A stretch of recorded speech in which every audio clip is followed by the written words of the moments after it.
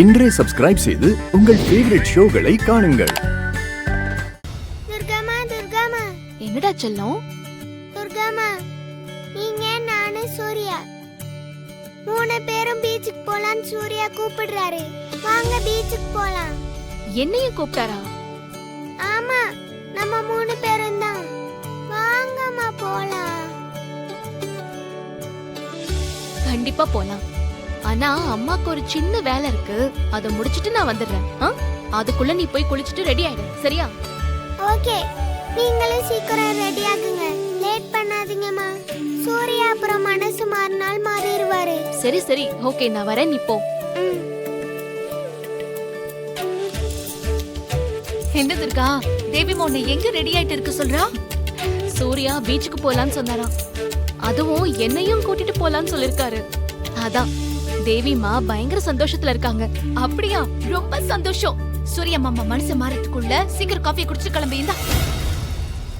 ஐயோ ஐயோ, sorry Durga, sorry sorry sorry. ஐயோ, ரொம்ப முக்கியமான எவிடன்ஸ். ரொம்ப சாரி துர்கா. இல்ல பரவாயில்ல பரவாயில்ல, நீ வச்சுட்டு போ, நான் பாத்துக்கிறேன். சாரி துர்கா. பரவாயில்ல, நான் பாத்துக்கிறேன்.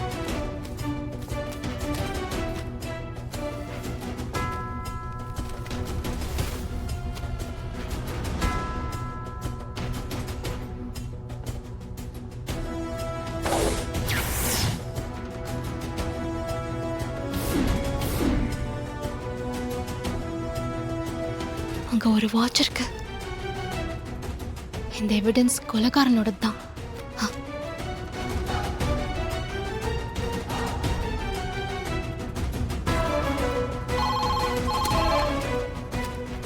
Hello hello Kailash.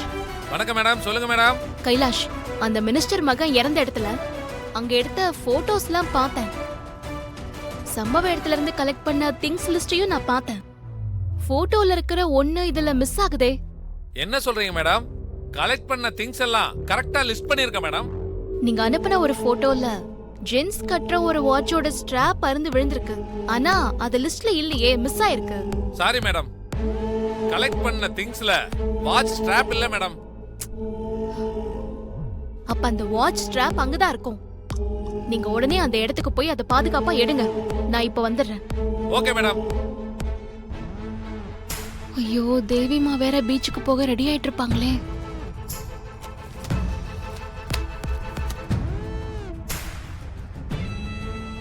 தேவிமா எங்கங்க?